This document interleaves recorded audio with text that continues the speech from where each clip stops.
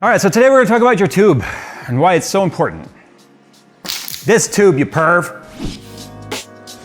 Cable Mod's new StealthSense technology effectively eliminates the need for sense wires for your 40 series GPU. StealthSense features a hidden bridge which signals to the GPU that a full 600 watts is available, all without the need for fragile sense wires that can easily be dislodged, leading to a black screen and 100% fans. To see the full spec list and power supplies supported, follow the link in the description below. I made this video before, but there was a lot of confusion in it. My delivery on it was terrible, so we're gonna talk about it today, but a bit more useful information. So we're gonna talk about the different types of tubing that are out there. Really, it's just more or less, there's only two types of tube, really. It's acrylic and PETG, right? And so you'll see it called PMMA, you'll see it called acrylic, you might see plexi. They all technically fall under the same types of category, but realistically, PMMA and acrylic are exactly the same. The only one that's really advertising PMMA as like a marketing PMMA thing is Corsair. This is the Corsair PMMA 10 by 14 millimeter tube. This is the matte black tubing. But we're gonna talk about the what it takes to bend this tube, because that's the thing that scares most people is when it comes to rigid tube bending. I hear a lot of like, I don't know how long to hold it. I don't know how to know when it's ready to bend. I don't know what the proper technique is. So I kind of wanna show you guys using a stopwatch and a locked off setup here to make sure that the variables regarding how far I'm holding it from the heat is consistent. We'll show you guys what it looks like when you overheat it, like how you can tell when it's overheated. And then just some best practices to make sure that you're not doing it the hard way and wasting material. Nothing's more frustrating than having what is like the perfect, most square 90-degree bend, but you overheated it slightly and you got some bubbles in there. So anyway, let's go ahead and get started with some, I guess some science, if you will, as best as I can give it to you. So PETG is a completely different material from acrylic. Like chemically, it is completely different. It's a lot more flexible and malleable. It also takes less time and less heat to actually bend the tube. Now let's talk about the heat real quick. This is just a basic Porter cable heat gun I got from like Home Depot. It is a 1500 watt gun, and I keep the temperature turned to max, and I'm always on setting 2 for the blower speed. That just gives me the most range to be able to work with. Because even though it may be on its hottest temperature, and it might be on its fastest fan speed, I can always adjust how far from the heat I am and where the heat is applying. So one of the things I have right here, this is my C-stand right here, so we're gonna actually be locking it off to where this is going to be basically being held by our bending cord. So you need to have some sort of a cord tube or whatever on the inside of this tube. You can get them from anywhere that sells water cooling stuff, performance PCs, Amazon, Corsair sells it. Primo Chill, I mean, the brands go on and on and on. They're just rubber cord that goes inside the tube.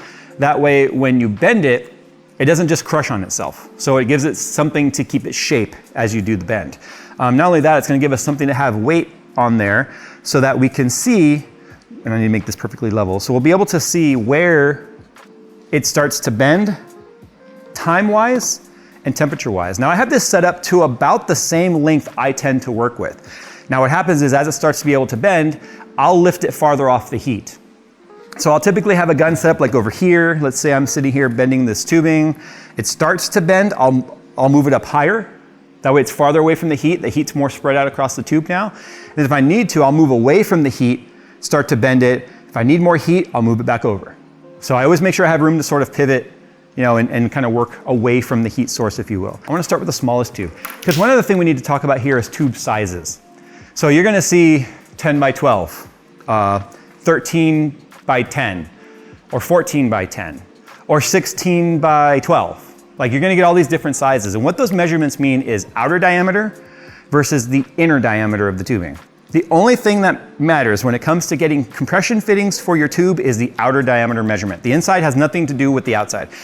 That just gives you an idea of how thick the wall thickness is. So for instance, this, where is it? 10 by 13 PETG right here, that means I have a 1.5 millimeter wall thickness.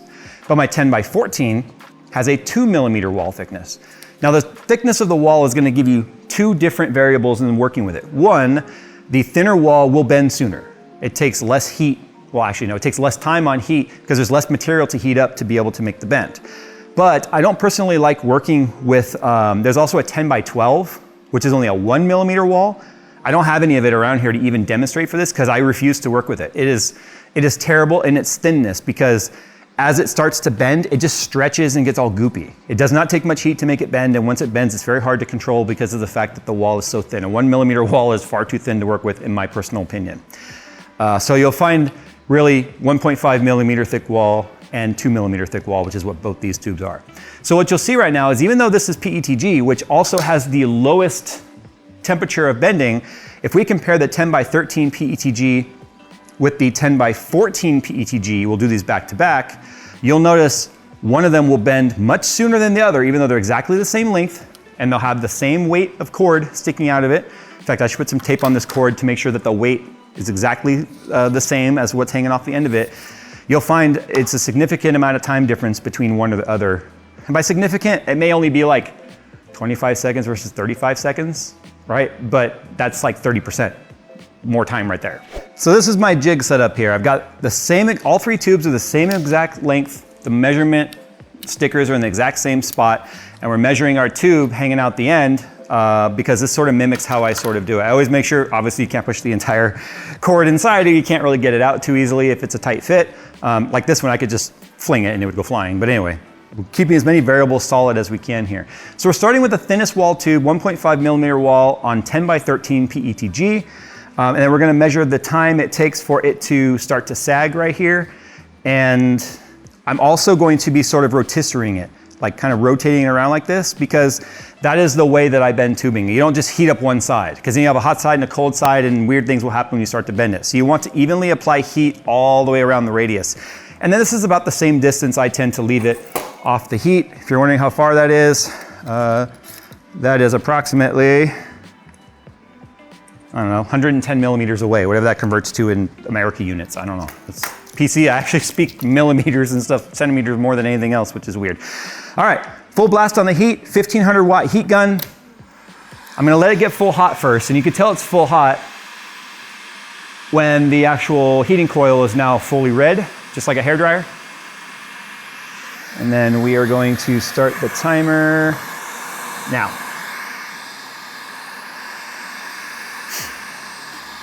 So what we're looking for here is on the timer when it starts to just sag. That's the way you can tell when it's starting to become ready to be worked with and to stop applying heat aggressively. It's just where it starts to sag. I guess the only variable here would be how fast I'm turning it. There we go. So that was approximately 20 seconds.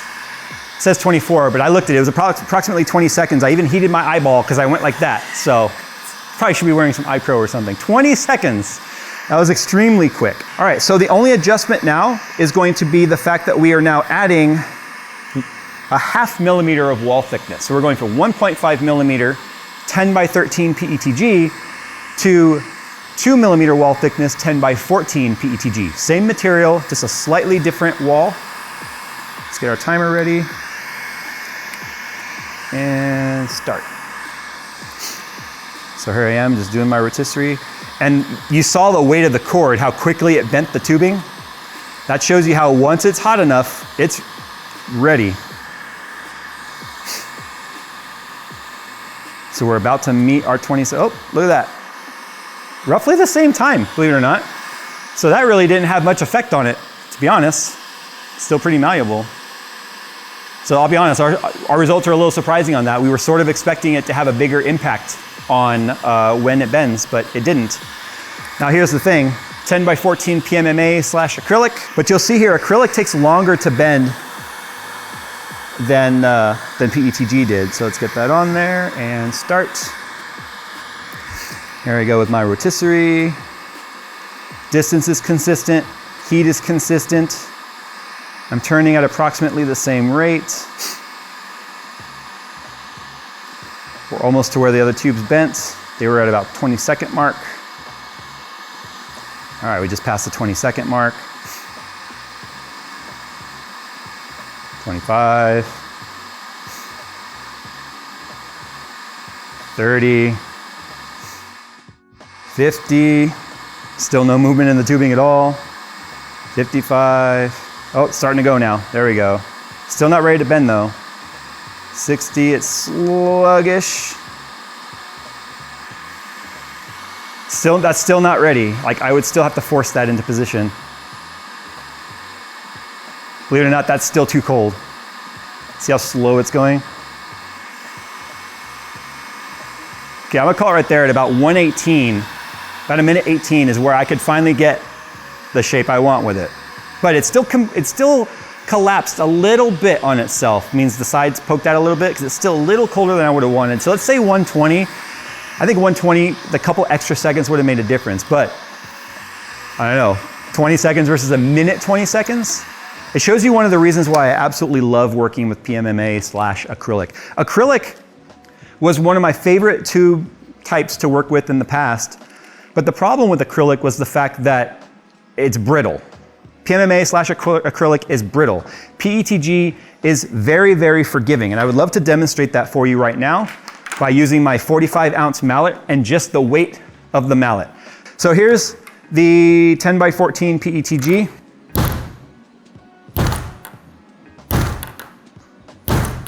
You'll notice I'm flattening it.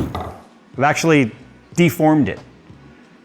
Acrylic, PMMA, or any acrylic/PMMA will not deform, it will shatter because it is an actual glass. It's even labeled as a glass. So same thing will happen here with the 10x13, it just will happen a little sooner.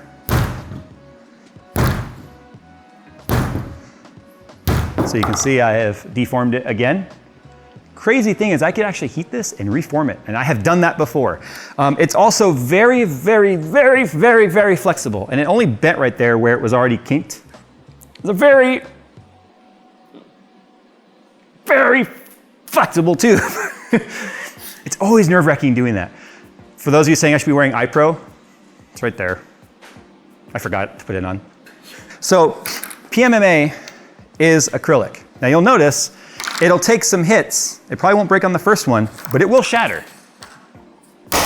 Or the first one will do it. Sometimes it takes a few, sometimes it takes one. So that's acrylic, and that's what happens with acrylic. Now, that's not really that relevant to inside your computer, because unless you plan on, I can't imagine a scenario where this matters in a computer. But I just wanted to show you the difference in material, because this also doesn't want to bend. PETG is defined as actually soft. It's defined as flexible. Acrylic and PMMA are defined as brittle and not very bendable unless heat is applied, obviously. One thing I don't like about this cord is you can see it's not solid.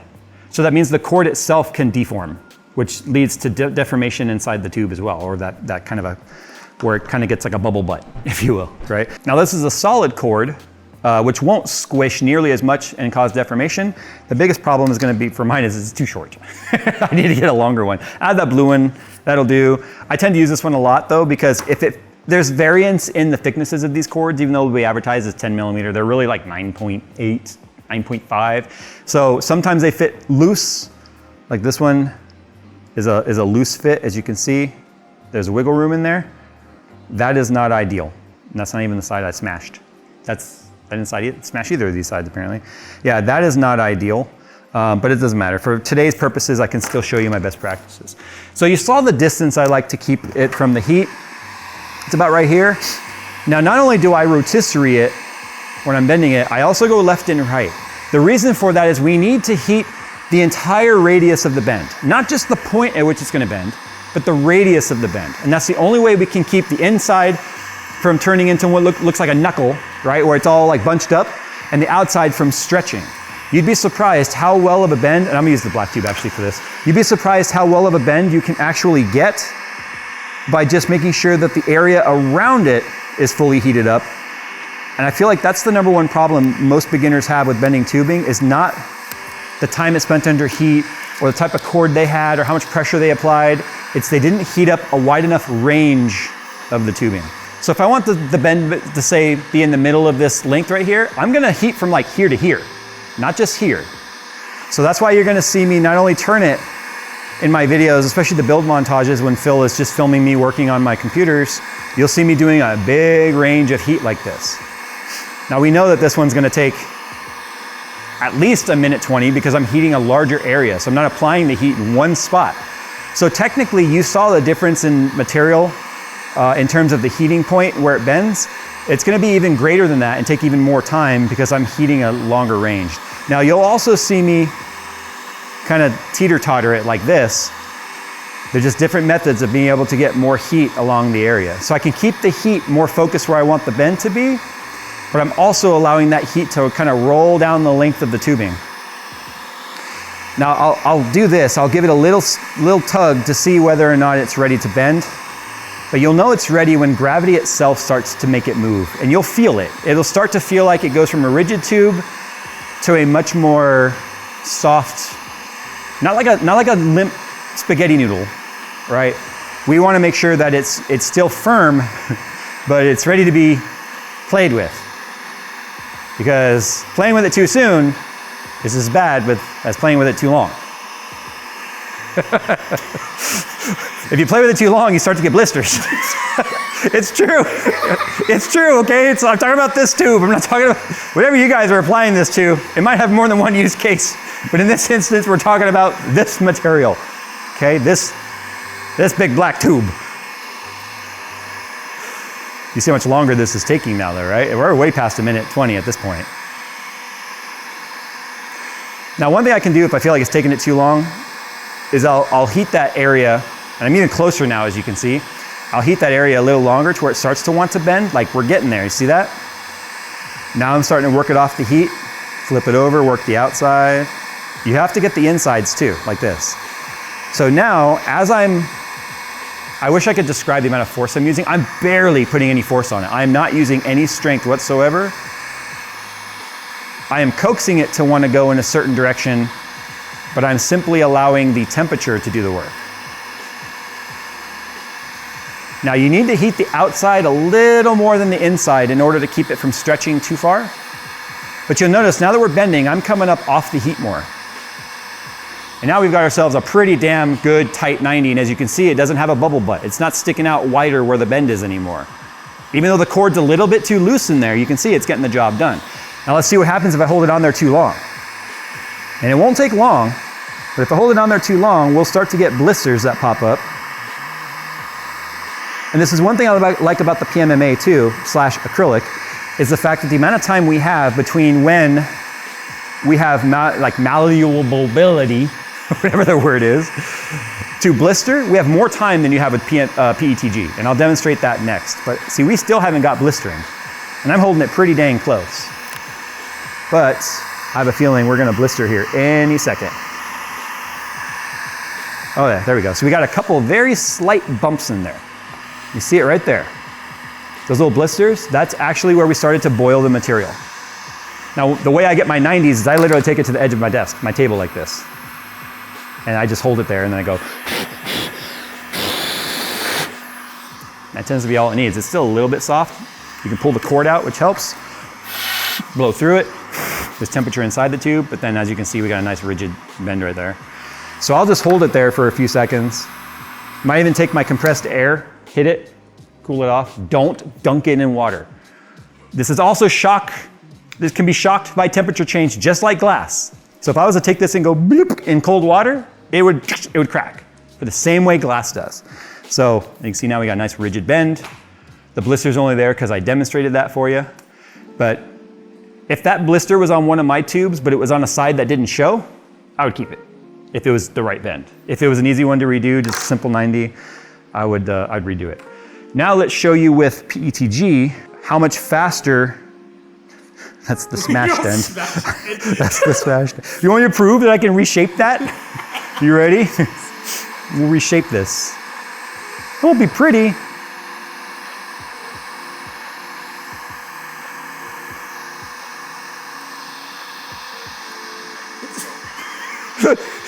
I mean, it's still a little. So fast. It's still a little oval. Hold on. Oh, yeah. There we go.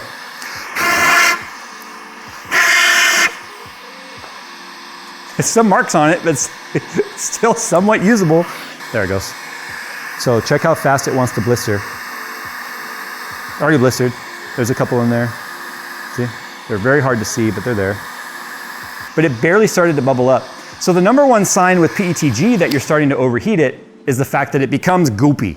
It'll become goopy before it becomes bubbled. Acrylic will bubble first, then become goopy. PETG becomes goopy, then bubbly. Look, it's still soft right now. that crazy? How fast it heats up and cools off? All right, just to show you guys a little bit of anecdotal data here, if that's even the right word, for different tubing type, acrylic / PMMA and PETG.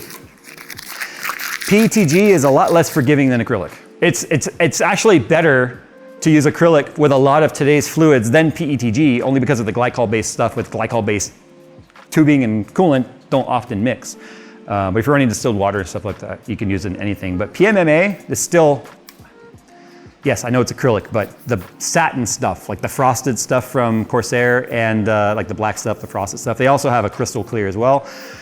I just want to show you guys some information though regarding bending time, because I'm still getting those comments. They're like, I want to bend the tube, but I'm afraid. I don't know how long it should take, and I don't know what I'm looking for and feeling and all that. Hopefully this video like translated some of that to you to something that makes sense, because I know you can't feel what I'm feeling when it comes to the bending, but it's actually kind of fun and it's cheap enough. I mean, you can get a heat gun for like 20 bucks, right? And if you're going to be doing rigid tubing once, you're going to do it again at some point. Having the gun is worthwhile. Other than that, other than the cord, there's no other tools here. You don't need a mallet unless you just want to play with it, you know? So bending cord, you can get this for less than 10 bucks on Amazon. The tubing comes in, I dropped my noodle. The tubing comes in packs, and it's actually not that expensive. It's actually less expensive per meter overall than like PVC soft tubing is. And this won't leach plasticizer like clear PVC tubing will, because that will always look cloudy over time. That's just the way it works. The plasticizer, the stuff that keeps it soft and bendy, eventually leaches itself into the coolant, and it will always go cloudy no matter how clean your loop is. There you go, guys. I want to do more stuff like this in water cooling month, if you will, which is kind of like the month of July and October. Wait, August? July and August? All right, what is time? Time's a construct. It's in our head. Anyway, I want to spend July and August, which are the hot months, getting people ready to do their water cooling builds. The amount of messages I've started getting over the last few weeks alone, people asking me this type of content, you know, to create this kind of content speaks volumes in what people are currently interested in the moment. So if you have a topic you'd like me to touch on, make sure you guys sound off in the comments below, hit me up on Twitter, Instagram, wherever else we have social medias. And if it seems like a topic that's interesting and can be beneficial to the audience, then we'll be sure to do it. And we'll take more time to make sure it's ready to go with actual data like this without being confusing about material types. Because at the end of the day, I don't think we care what the material is as much as we care about the fact that it looks good and it lasts.